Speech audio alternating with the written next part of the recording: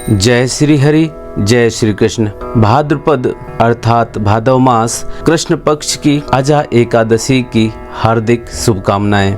अजा एकादशी को जया एकादशी के नाम से भी जानते हैं। यह एकादशी भादव महीने कृष्ण पक्ष की 11 तिथि को आती है।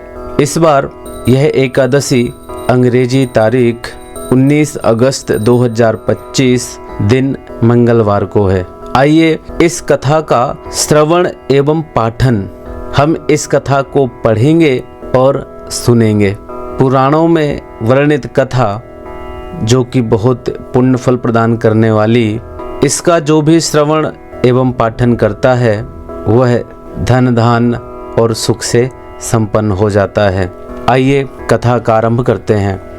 युधिष्ठिर जी ने पूछा, जनार्दन, अब मैं यह सुनना चाहता हूँ कि भाद्रपद मास के कृष्ण पक्ष में कौन सी एकादशी होती है, कृपया बताइए। युधिष्ठिर जी के प्रश्न को सुनकर के भगवान श्री कृष्ण बोले, राजन, एक चित्त होकर सुनो। भाद्रपद मास के कृष्ण पक्ष की एकादशी का नाम अजा है। वह सब पापों का नाश करने वाली बताई गई है।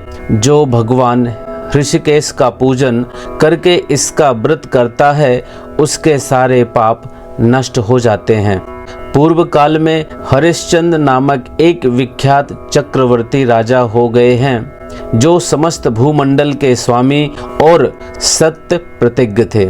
हम सभी सत्यवादी राजा हरिश्चंद्र जी के बारे में जानते हैं जो कि बहुत ही धन धान से संपन्न और हमेशा सत्य का पालन करने वाले थे। और उनकी कथा के बारे में भी जानते हैं कि उनको किसी कारणवश उनकी पत्नी और उनके बेटे को डोम के यहाँ बेचना पड़ा था। तो उन्हीं के बारे में कथा वर्णित है कि एक समय किसी कर्म का फल भोग प्राप्त होने पर उन्हें राज्य से भ्रष्ट होना पड़ा।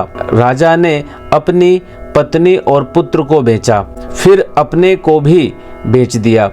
पुण्यात्मा होते हुए भी उन्हें चांडाल की दास्ता करनी पड़ी। वे मुर्दों का कफन लिया करते थे। इतने पर भी नृपश्रेष्ठ हरिश्चंद्र सत्य से विचलित नहीं हुए। इस प्रकार चांडाल की दास्ता करते उनके अनेक वर्ष व्यतीत हो गए।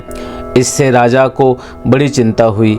वे अत्यंत दुखी होकर सोचने लगे, क्या करूं, कहां जाऊं, कैसे मेरा उद्धार होगा। इस प्रकार चिंता करते करते वे शोक के समुद्र में डूब गए। राजा को आतुर जानकर कोई मुनि उनके पास आए। वे महर्षि गौतम थे। श्रेष्ठ ब्राह्मण को आया देख नृपश्रेष्ठ ने उनके चरणों में प्रणाम किया और दोनों हाथ जोड़ गौतम के सामने खड़े होकर अपना सारा दुखमय समाचार कह सुनाया। राजा की बात सुनकर गौतम ने कहा, राजन, भादों के कृष्ण पक्ष में अत्यंत कल्याणमयी अजा नाम की एकादशी आ रही है जो पुण्य प्रदान करने वाली है। इसका व्रत करो, इससे पाप का अंत होगा। तुम्हारे भाग्य से आज के 7वें दिन एकादशी है। उस दिन उपवास करके रात में जागरण करना। ऐसा कहकर महर्षि गौतम अंतर्धान हो गए। मुनि की बात सुनकर राजा हरिश्चंद्र ने उस उत्तम व्रत का अनुष्ठान किया। उस व्रत के प्रभाव से राजा सारे दुखों से पार हो गए।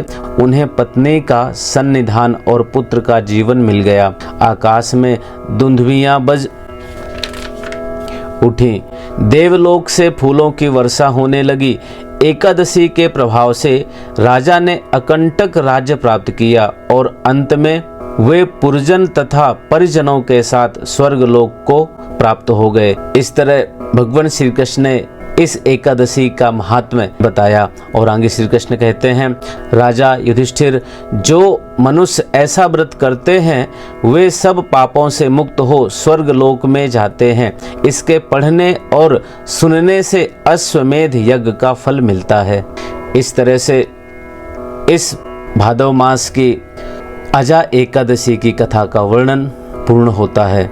आप सभी इस एकादशी के दिन पूर्ण नियम और संयम के साथ व्रत का पालन करते हुए पुण्य फल प्राप्त करें। जय श्री हरि, जय श्री कृष्ण।